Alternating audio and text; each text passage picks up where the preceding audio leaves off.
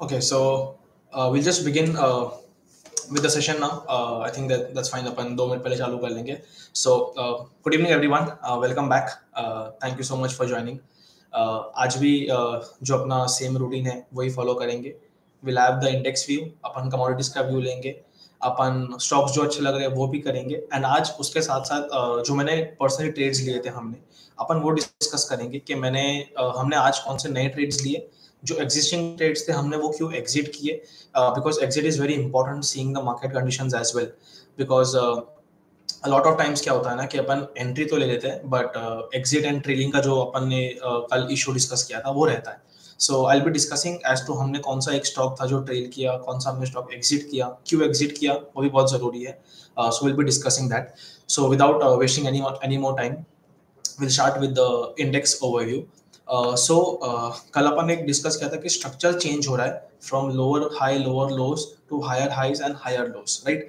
सो वो जो स्ट्रक्चर है वो अभी और इंटैक्ट हो गया है एंड अभी एक बोलते हैं ना प्रूफ ऑफ कॉन्सेप्ट ज्यादा मिल गया है. सो इफ यू सी आज का जो एक्शन था निफ्टी का वो बहुत अच्छा था. निफ्टी 280 पॉइंट जितना ऊपर मूव दिया है एंड बहुत स्ट्रॉन्ग क्लोजिंग है एज कम्पेयर टू जो प्रीवियस सेशंस में जो क्लोजिंग आ रही थी. नॉट दिस रैली, जो ये रैली है उसकी बात नहीं कर रहा, बट जो पहले था उसके कंपैरेटिवली बहुत अच्छा क्लोजिंग है.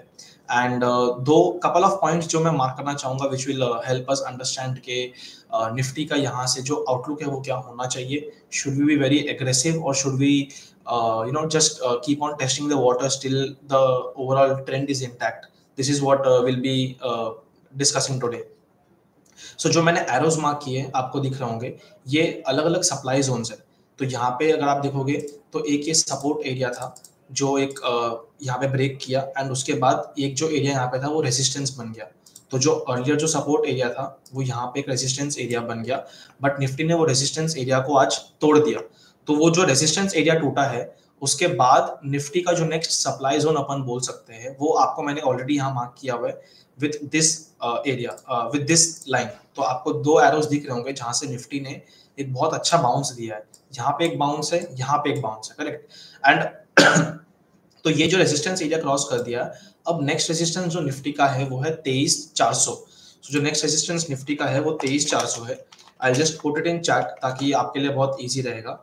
सो नेक्स्ट रेजिस्टेंस जो निफ्टी का है वो 23,400 का है एंड चांसेस है कि निफ्टी यहाँ से आके आपको एक पुल बैक दे. ऑफ कोर्स यहाँ पे भी we were expecting and it is a game of probabilities जैसा मैंने कल कहा था. So nothing is sure as to कि ये रेजिस्टेंस एक्ट करता है कि नहीं करता, बट इट माइट एक्ट. तो हो सकता है कि निफ्टी का जो मूवमेंट है वो यहाँ पे आके हल्का सा एक पॉज दे दे और एक पुल बैक आए. दैट इज ऑल्सो बिकॉज अगर आप लास्ट कपल ऑफ डेज में देखोगे तो निफ्टी अपने एक लो से ऑलरेडी 4% भाग चुका है. So this is there are high chances कि एक रेजिस्टेंस एरिया या फिर एक सप्लाई एरिया के पास आके निफ्टी हल्का सा अपने को पुल बैक दे. ये चांसेस हायर चांसेस है. तो प्रोबेबिलिटी का अपन जो बात करते हैं कि what is the probability, chances ज्यादा इसके हमको लग रहे हैं personally. So this is what our view is. Secondly अगर मैं सब ड्राइंग्स हटा के एक सिंपल रेजिस्टेंस की जो अपन बात करते हैं, सिंपल टेक्निकल एनालिसिस की अगर अपन बात करें तो बहुत सिंपली अपन को दिख रहा था कि निफ्टी ने यहाँ से और यहाँ से 2 बार एक फॉल दिया था and it was a decent fall, but वो लेवल जो है वो यहाँ पे आज निफ्टी ने निकाल दिया है. So it is a great sign overall for the index as well, but nobody can be sure as to कि वो फॉलो थ्रू मिलता है कि नहीं. तो अगर अपन इस चैनल की भी बात करें तो देयर आर चांसेस कि निफ्टी हल्का सा यहाँ से एक रिट्रेसमेंट देके फिर आगे बढ़ सकता है एंड या तो जो अपने सप्लाई जोन पहले मार्क किया 23,400 का, इस लेवल तक आके निफ्टी वहां से आपको एक रिट्रेसमेंट देगा. सो this is a very plain simple analysis for Nifty कि अपना रेजिस्टेंस अपन ने मार्क कर लिया, अपना नेक्स्ट सप्लाई जोन अपन ने मार्क कर लिया जो यहाँ पे आ रखा है and this is your next supply zone. Yes.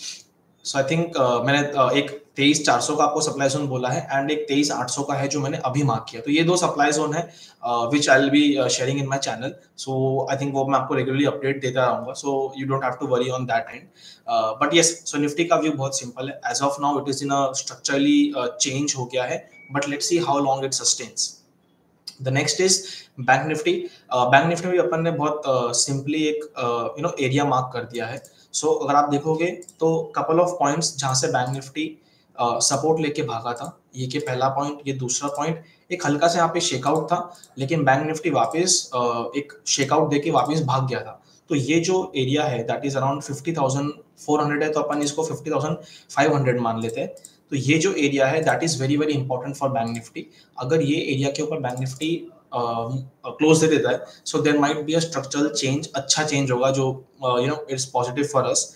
दूसरा चांस ये है, दूसरा सिनेरियो ये है कि ऑलरेडी बैंक निफ्टी इतना भाग चुका है, सो यहाँ पे आके एक लेवल पे आके एक रेजिस्टेंस ले सकता है, हल्का से एक पुल बैक दे सकता है, and if the markets actually have strength तो वो पुल बैक लेके वापस एक मूव यहाँ पे दे देगा।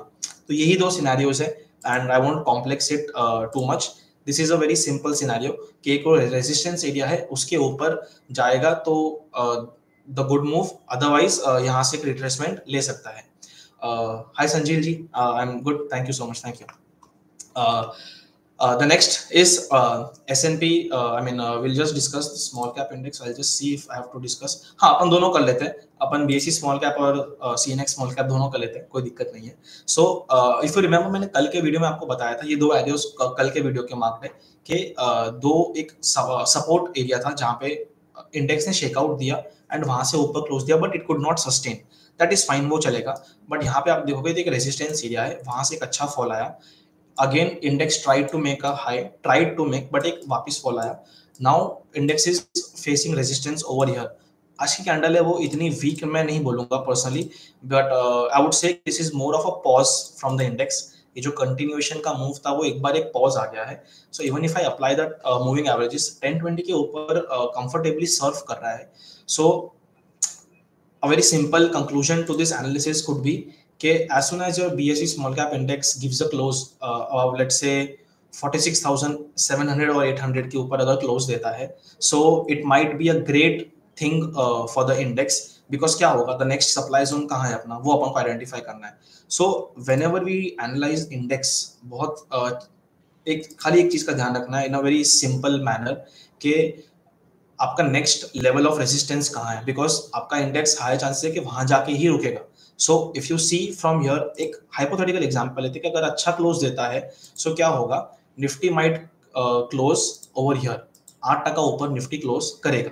Sorry the BSE small cap index, I am really sorry, कि the index might close in terms of कि वो मूवमेंट जो है वो बहुत स्मूथली आ सकती है, बट वो इस रेजिस्टेंस लेवल तक आ सकती है। This is what the simple analysis says, and अपन को यही ध्यान रखना है, nothing more doing on this aspect, and we have to keep it very very simple. Try to keep it as simple as possible, तो ही अपने को बहुत easy analysis और आगे होता जाएगा। And the next index which last is, I think Nifty का और BSE का स्मॉल कैप का जो इंडेक्स है, चार्ट है, वो ऑलमोस्ट सिमिलर रहेगा। So the view remains the same. आपको मैंने यहाँ पे ऑलरेडी एक सप्लाई जोन मार्क कर रखा है, तो इफ यू सी यहाँ से एक फॉल आया था एंड यहाँ पे आके एक पॉज ले रहा है। So if the CNX small cap gives a close above let's say 15,900 का लेवल, तो what you might see is that we might head towards this level that is somewhere around 17,200 17,100, and this is a 8% का जो rise है वो अब 8, जब index आपका 8% move करता है तो आपको जो अंडरलाइंग स्टॉक्स है वो बहुत अच्छा परफॉर्म करते हैं। तो नाउ अपन ने इतना एनालिसिस कर लिया, so what is a conclusion? Conclusion ये है कि on to the small cap and mid cap का जो इंडेक्स है, जो अपन ने अभी देखा BSE एंड निफ्टी का, we are at a resistance level. So going aggressive would not be advisable from our end, because क्या होता है ना कि अगर एक हल्का सा भी एक फॉल आता है, so this will lead to drawdown, एक ड्रॉडाउन आ सकता है अपन को, and which we would not want. So that is the reason अपन को इतना हैवी नहीं जाना चाहिए। We have to go light whenever you are trading near resistance area, so that is very very crucial. Similarly, once you close above the mentioned level, जैसे अगर अपन ने 15,900 के ऊपर क्लोज दे दिया, वहां से अपन थोड़ा अपना रिस्क जो है वो धीरे धीरे अपन बढ़ाना चालू कर सकते हैं, and this term is known as progressive exposure. I just put it in the chat, क्या होता है ये, this term is known as progressive exposure. So progressive exposure कुछ नहीं है, इन अ सिंपल मैनर अगर मैं हिंदी में आपको बताऊं तो वो क्या मतलब होता है कि आप धीरे धीरे टेस्ट करते हो कि आपका स्टॉक्स जो है वो कैसा परफॉर्म कर रहे हैं। अगर आपके स्टॉक्स अच्छा परफॉर्म करते जा रहे हैं तो आप अपना रिस्क बढ़ा सकते हो एंड आप एक रिस्क ज्यादा ले सकते हो। सो फॉर एग्जांपल मैंने अगर 4 ट्रेड लिए, आज मैंने 4 ट्रेड ओपन किए और कल रेजिस्टेंस के पास जैसे है, कल अगर मेरे 2-3 ट्रेड स्टॉप लॉस हिट हो गए, तो मतलब मुझे अपना रिस्क अगले ट्रेड में बढ़ाना नहीं है, मेरे को अपना रिस्क या तो कम करना है या मुझे रिस्क इंटैक्ट रखना है। अगर सपोज मैं 0.25% या 0.5% रिस्क ले रहा हूँ, तो मैं ऐसा नहीं करूंगा कि भाई अब तो लॉस हो गया, चलो 1% रिस्क ले लेते हैं, क्या पता अगला अपना जो ट्रेड है वो अच्छा हो जाए and then we will gain profit. वैसा मार्केट में काम नहीं करता है एंड यूजुअली मेजोरिटी ऑफ लोग वैसा ही करते हैं कि जब लॉस हो रहा होता है तो वो रिस्क बढ़ाते जाते हैं उस एक एक उम्मीद में कि जो एक ट्रेड होगा वो प्रॉफिटेबल होगा एंड वो जो एक ट्रेड है वो बाकी सब लॉसेस कवर कर देगा। बट अपन को हमेशा उल्टा चलना चाहिए, we have to manage our risk. So progressive exposure in a nutshell क्या होता है, धीरे धीरे धीरे आप अपना एक्सपोजर जो मार्केट में है वो बढ़ाते जाते हो। This is in simple language progressive exposure. इसमें कोई अगर किसी को कोई डाउट होगा तो ऑफकोर्स Q&A सेशन है, वहां पे आप पूछ सकते हैं। बट या सो going ahead, I think we have discussed the index. Now we'll just quickly come on to the commodities. So commodities में मुझे भी expected नहीं था, but एक अच्छा खासा retracement मिला है सिल्वर में। I'll just mark their moving averages because it makes us it makes easier to judge as to where the trend is. Because क्या होता है ना कि ऐसा बोलते हैं कि nothing good happens below 50 moving average, but also nothing great happens below 20 moving average and 50 moving averages. तो मूविंग एवरेज अपन को एक ट्रेंड आइडेंटिफाई करने में बहुत हेल्प करता है। So if you see the overall trend of moving averages is up. अगर एक एग्जांपल, अगर मैं just quickly I will take an example कि अगर स्मॉल कैप का मैं डाल दूं, मैं सब हटा दूं, सो आपको बहुत क्लियरली दिख रहा होगा कि जो मूविंग एवरेज का ट्रैजेक्टरी है वो नीचे है। So this is a clear cut down trend, धीरे धीरे वो चेंज हो रहा है। So if you will C closely, sorry, यहाँ पे जो मूविंग एवरेज थे वो यहाँ से नीचे होके अब ऊपर की तरफ हल्का हल्का जा रहे हैं। तो this is where moving average actually help us to identify के ट्रेंड एग्जैक्टली कहाँ है। एज ऑफ नाउ सिल्वर का ट्रेंड इंटैक्ट है। Of course there was a breakout, तो क्या हो what we are expecting is कि सिल्वर माइट रिट्रेस, जैसे आज इसने ऑलमोस्ट आई थिंक रिट्रेस कर दिया है 98,300 के लेवल तक। एक second, sorry, yes. So silver ने ऑलमोस्ट वहां तक रिट्रेस कर दिया है। So this might also be a good place to initiate your silver positions. Again a disclaimer, मैं बाइंग सेल के लिए आपको बोल नहीं रहा हूँ, बाइंग करने को नहीं बोल रहा हूँ। I am trying to help you कि हाउ टू जज the market when you are seeing such setups. तो बहुत सिंपल है, आपका यहाँ पे ब्रेकआउट हुआ था ये लेवल पे। I will remove the moving averages and the drawing, it makes the chart cleaner and I will again mark for you. So यहाँ पे अगर आप देखो तो यहाँ पे आपका एक ब्रेकआउट लेवल था, ठीक है, जहाँ से सिल्वर ने आपको एक मूव दिया। तो silver move about 4% from here. अब सिल्वर वापस यहाँ पे रिट्रेस करा and it is trying and it might go ahead. So क्या कर सकते हैं अपन, एक अगर मैं आपकी जगह होता, तो just taking it as live example, अगर मैं आप लोग की जगह होता तो मैं क्या करता, बहुत सिंपल, मैं अभी सिल्वर 20 बाय कर लेता। अगर मेरा रिस्क एपेटाइट ज्यादा नहीं है तो सिल्वर 20 एक ETF है एंड आप ETF के थ्रू भी सिल्वर और गोल्ड बाय कर सकते हो, बिकॉज जिनका कैपिटल लेट्स से 5 लाख है तो वो सिल्वर का फ्यूचर नेचुरली बाय नहीं कर सकते हैं। So it is always better and it is always advisable to trade through ETFs, because वो एक शेयर के टाइप ही होते हैं and you get an exposure to silver. So it is much easier and risk manage रहता है। So risk management I think is the key, जो आपको कभी भूलना नहीं है लाइफ में। एनीवेज, सो अगर मैं आप लोग की जगह होता तो मैं अभी सिल्वर 20 बाय कर लेता एंड जो मेरा स्टॉप लॉस होता वो मैं बहुत पेक्यूलियर वे में रखता कि मैं ये जो ब्रेकआउट लेवल था, सो मैंने मार्क कर दिया 98,199। सो फॉर एग्जांपल अगर मैं आपकी जगह होता तो मैं क्या करता, sorry, I will just quickly mark and मैं अपना फॉन्ट साइज बढ़ा देता हूँ। सो हाइपोथेटिकली अगर मैं होता तो I would have bought silver with a stop loss of 98,199। अब मैंने ये क्यों लिया, मैं बहुत क्विकली बताऊंगा, I won't take much of your time. मैंने ये क्यों स्टॉप लॉस 98,199 रखा, क्यों, बिकॉज ये ब्रेकआउट लेवल था। सो अगर ये ब्रेकआउट लेवल के नीचे आता है तो इसका मतलब क्या हुआ कि जो सिल्वर का जो ब्रेकआउट था वो उसने फेल कर दिया। सो अगर कैंडल का क्लोज इसके नीचे आता है तो मतलब जो ब्रेकआउट था ये फॉल्स ब्रेकआउट था। तो ये जो टर्म है फॉल्स ब्रेकआउट, ये आपने बहुत सुना होगा। तो फॉल्स ब्रेकआउट का मतलब क्या होता है कि जब आपका कोई, चलो लाइव एग्जांपल अपन को मतलब मिल ही गया है। So I tell you what false breakout is and आपको बहुत क्लियरली। सो मान के चलो अगर आप यहाँ पे है, प्लीज ध्यान से सुनना, ये बहुत इंटरेस्टिंग कॉन्सेप्ट है and it will help you a lot, trust me. So अगर आप यहाँ पे है for example and you are standing around 21 October, अपन को क्या लगेगा कि यार ये तो क्या ब्रेकआउट दे दिया सिल्वर ने, अच्छा वॉल्यूम है, अच्छा कैंडल है, गैप अप के साथ ओपनिंग दे दिया, अब यहाँ से तो तेजी तेजी। और जो बहुत अच्छा ही जानते होंगे वो क्या बोलेंगे, हेड एंड शोल्डर बना दिया यहाँ पे सिल्वर ने, और अब इसके ऊपर तो सिल्वर भागेगा ही भागेगा।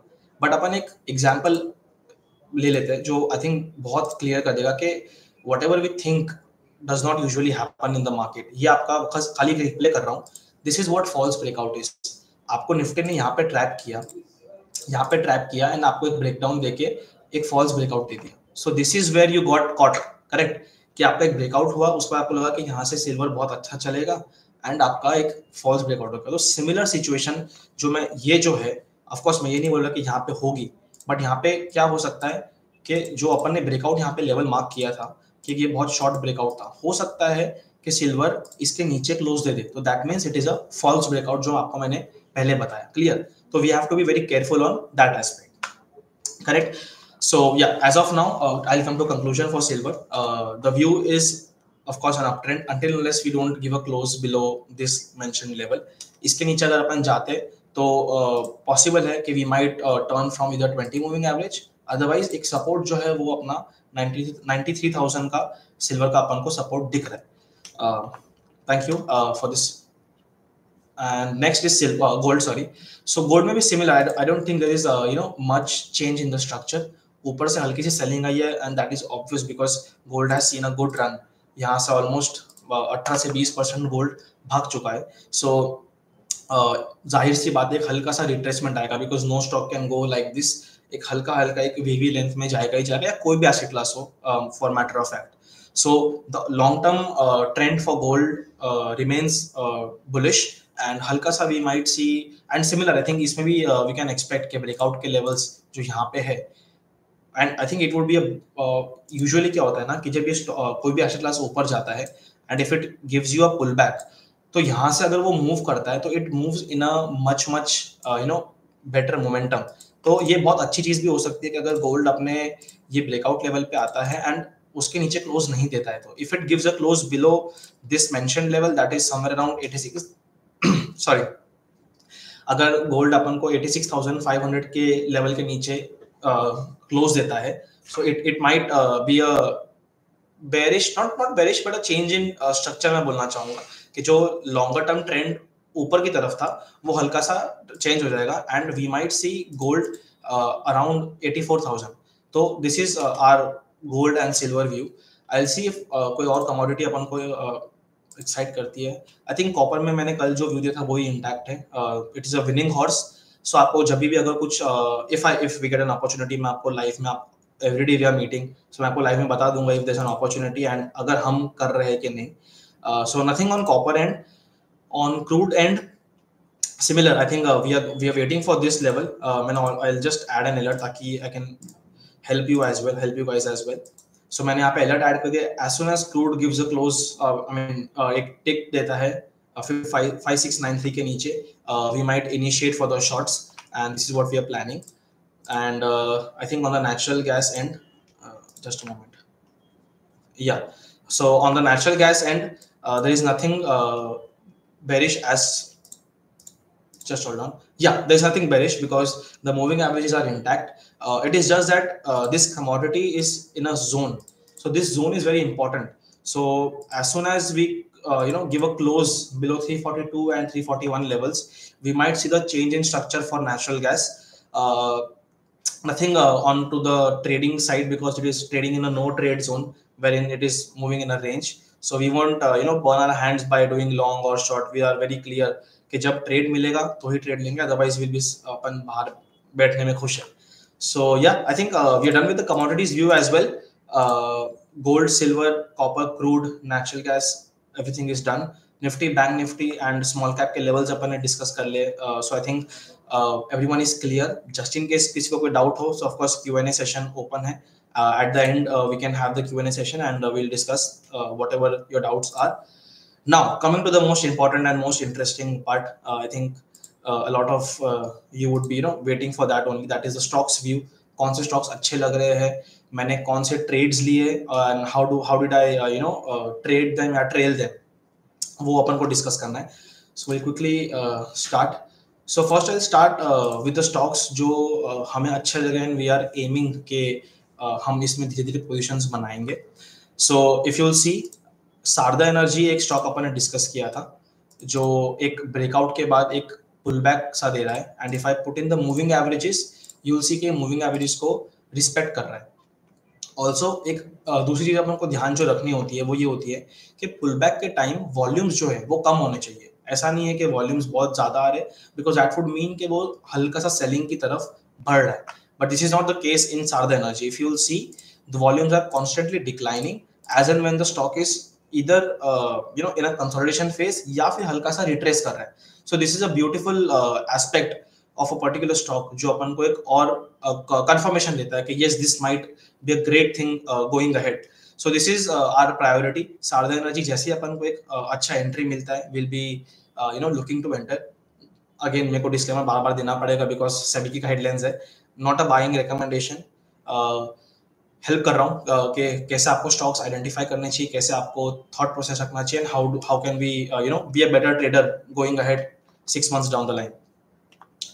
The next stock, Jindal Drilling. Jindal Drilling is ये stock as day passes by ये stock और sweet होता जा रहा है, and we are मतलब हम लोग बहुत ज्यादा excited है कि जब ये stock एक अच्छा लेवल देता है, how can we build our positions in the same. So ये बहुत बड़ा बेस है, बड़े बेस से अभी जो छोटा बेस है वो छोटा बेस भी रेडी है, एंड वी आर एक्सपेक्टिंग, मैं आपको एक टारगेट काइंड ऑफ नॉट सिखा दूंगा but this is how I personally estimate कि आपका जो ब्रेकआउट लेवल है और आपका जो रिसेंट स्विंग लो है वो आपको डिस्टेंस आप मेजर कर लो, वो डिस्टेंस कितना, दैट इज इस एग्जांपल में द डिस्टेंस इज 22%. तो एज सुन एज वी, या फिर अगर अपन को अच्छा क्लोज मिलता है 980 अप्रोक्सीमेटली 976 977 के ऊपर, सो वहां से हम लोग यूजुअली एक्सपेक्ट करते हैं कि 20-25% का मूव एक स्टॉक में, ये स्टॉक में मिल सकता है. So this gives you an idea कि आपको एग्जिट कहाँ लेना है. नॉट नेसेसरी कि ये 20-22-25% जाएगा ही जाएगा, बट ऑफ कोर्स चांसेस है कि जा सकता है, and this gives you an idea कि आपको एग्जिट कहाँ कैसे लेना है. ठीक है. So Jindal drilling is one another stock जो हमें रेडी लग रहा है and will be buying it. SBI cards अपन ने स्टॉक आज लिया है, एंड एसबीआई कार्ड्स अपन ने आज एंट्री मारी है around 853-854. Just a second, I'll be back. Just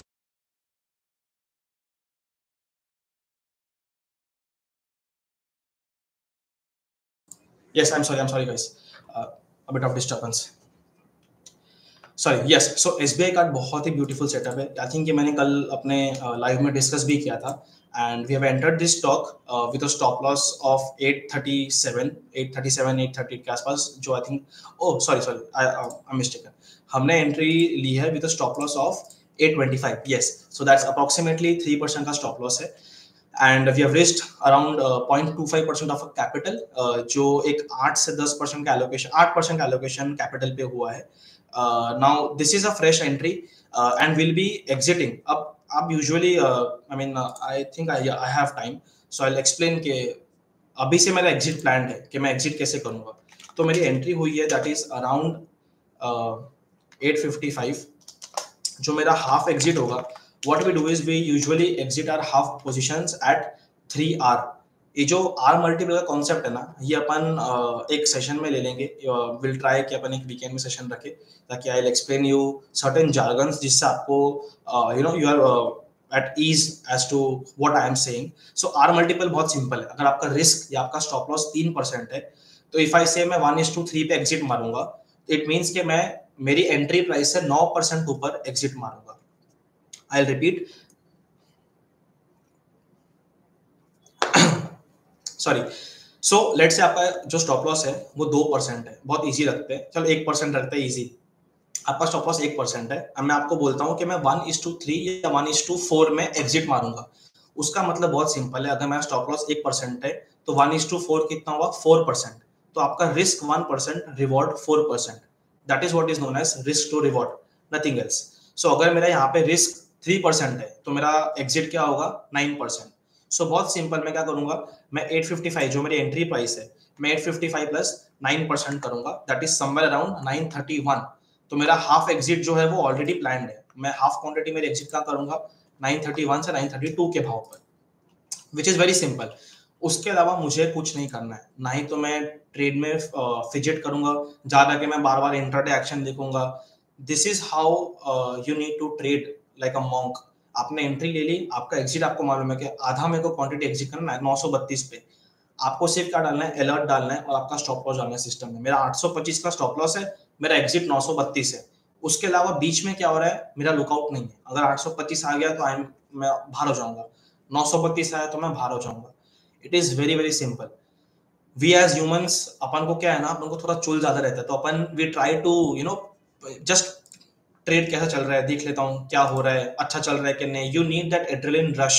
तो वो जो रश है ना, उसको हटा दो, स्टॉप लॉस डाल दो, टारगेट डाल दो, and you are good to go. ठीक है। सो क्विकली ये मेरा हमारा अभी आज का एक एंट्री है। सो that is it.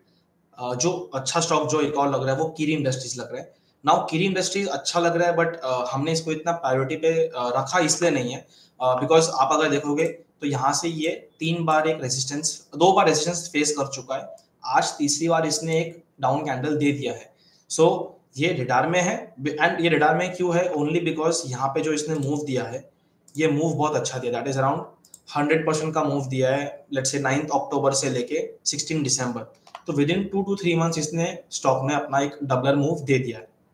So this is the reason ये हमारे रडार में है, but not a priority like Sharda energy या फिर अपन ने अभी देखा था Jindal drilling, not a priority like all दो स्टॉक्स, बिकॉज वो स्टॉक्स ज्यादा स्मूथ एज कंपेयर टू की industries. If you could just understand कि व्हाई ये प्रायोरिटी नहीं है एंड व्हाई वो प्रायोरिटी है, that is pretty simple.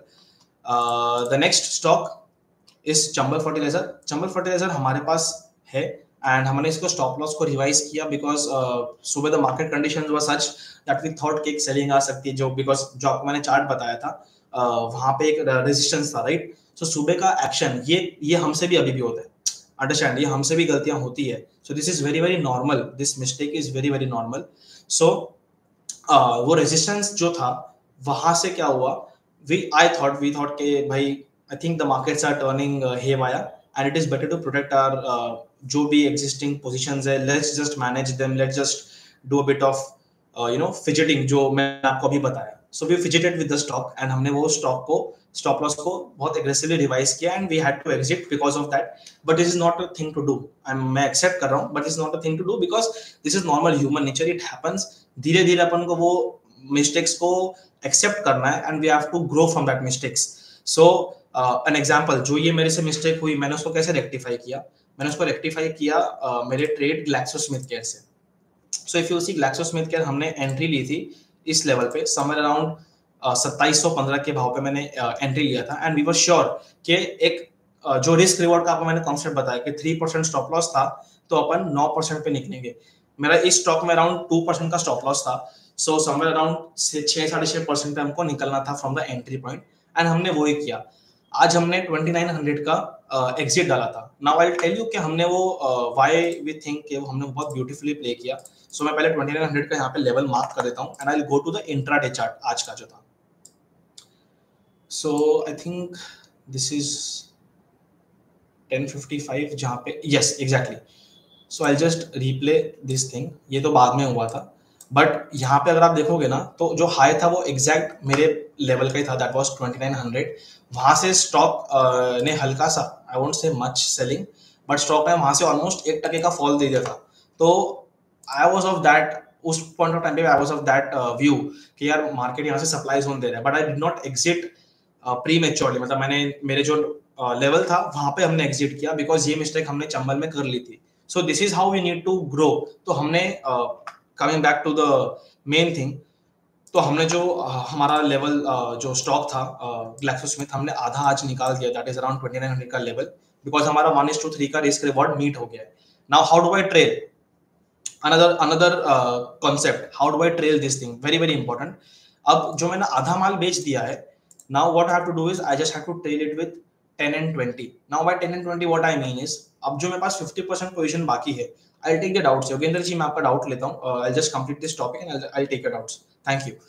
so अब मैं ट्रेल कैसे करूंगा इस चीज को? बहुत सिंपल है।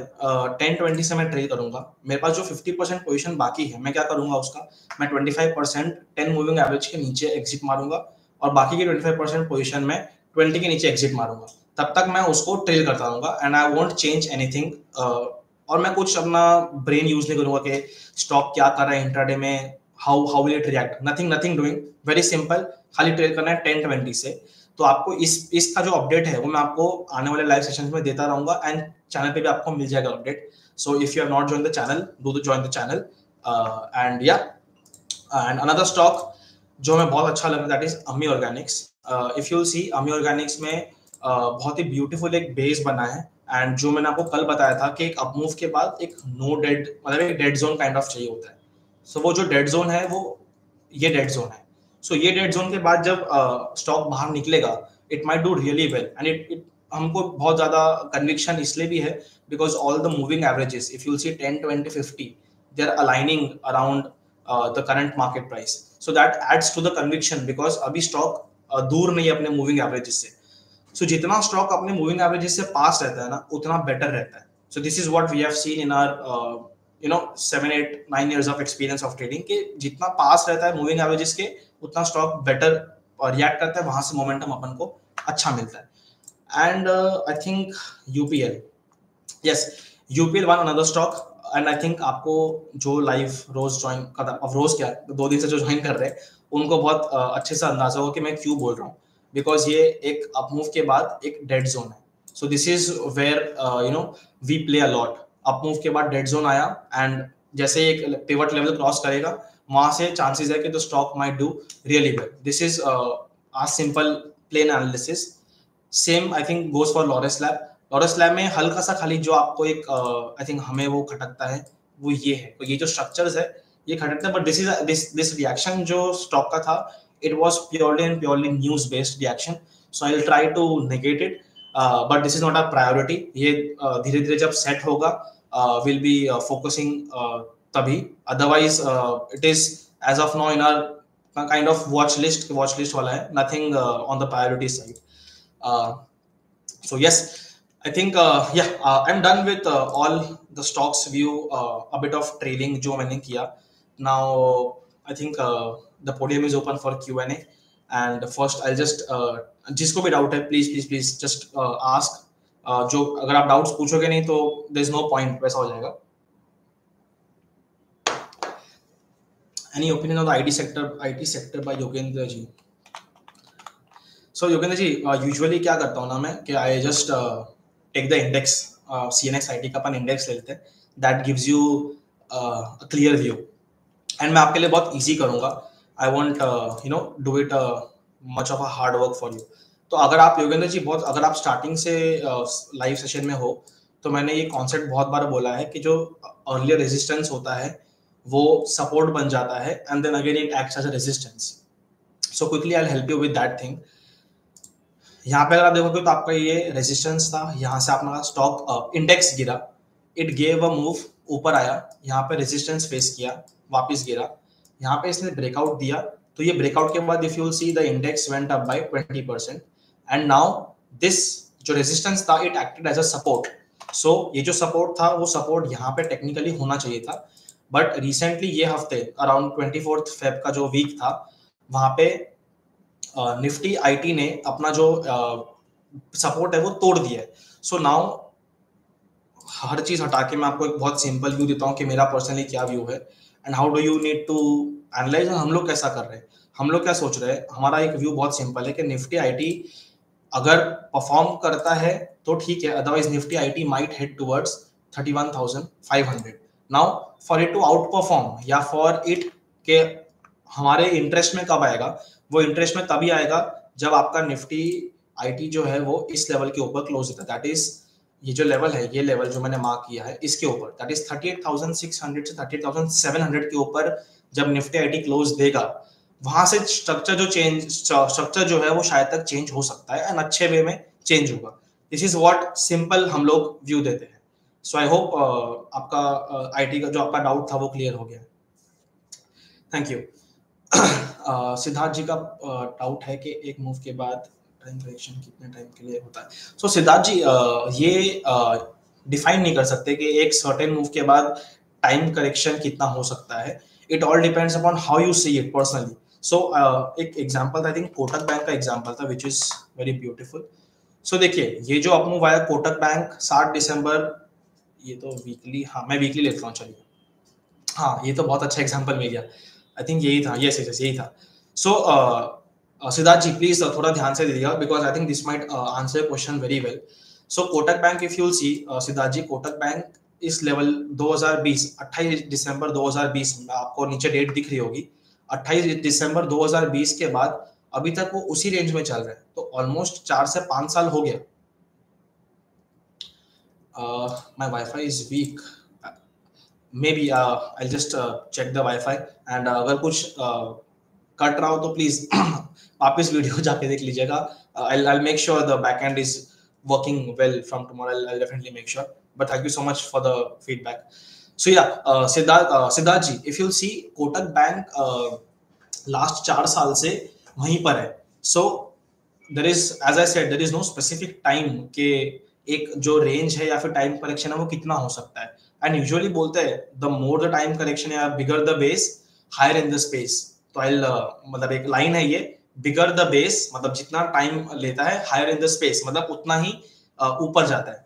बट कितना टाइम करेक्शन होता है nobody knows. So you just have to be very peculiar with कितना मूव आया, कितना टाइम ले रहा है. सो ये 4-5 साल का जो मूव है, this is too much of a move. And ये बहुत ऐसा नहीं कि बहुत सारे स्टॉक्स में मिलता है, बट ऑन एन एवरेज अगर आप पूछो कि अपन कितना देखते हैं as to the swing trading या बीसीपी, तो 4 से 5 हफ्ते का अगर एक बेस होता है ना, that is considered a good base. So अगर जनरल डीलिंग की मैं बात करूं, so I will show on the daily. So आप देखिए सिद्धार्थ जी, 6 दिसंबर 2023 के बाद इसने अपना एक बेस ब्रेकआउट दिया यहाँ पे 30 जनवरी 2025. तो आप समझो 1 साल का बेस था, मोटा मोटी 1 साल का बेस था. तो यहाँ से जो मूव आया वो अच्छा मूव आया. अब ये जो बेस बना रहा है, अब ये छोटा बेस बना रहा है. तो आप समझो ये 31 जनवरी से लेके 20 मार्च का हो गया. सो 2 से 3 महीने का एक आपका छोटा बेस हो गया.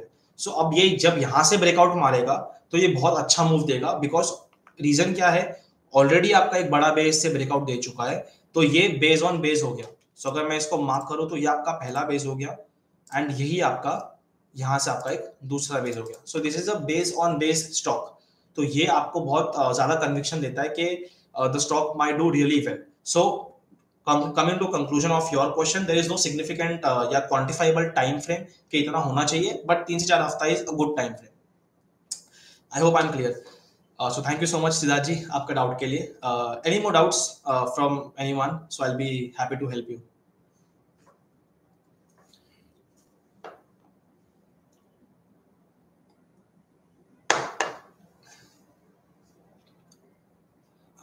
No, I think there is no more doubts. I'll just check if there is any doubts. Yeah, I think there is no doubt. Okay. So thank you so much. Thank you so much for joining. Thank you so much for your time and your patience. We'll meet tomorrow at 7 p.m. again. And जो भी stocks में action है वो अपन discuss करेंगे. Nifty, bank Nifty, जो भी अपन रोज करते हैं रोज करेंगे. रोज आइए बिकॉज दिस इज वेयर आपका जो कॉन्सेप्ट है वो बहुत अच्छे से ब्रश हो सकता है. I think rarely people will understand that the importance of coming live daily या फिर you giving 1 hour daily because that brushes your concept a lot. Of course मैं भी सीखता हूँ आप लोगों से, ऐसा नहीं कि मुझे सब आता है. So it's a win-win situation for both of us. And अगर आपको अच्छा लग रहा है तो please just share the link and जितने लोग को आप बुला सको बुलाओ because it's a good thing for everyone. So thank you so much for joining. I'll see you tomorrow at 7 p.m. Thank you. Take care. Bye bye.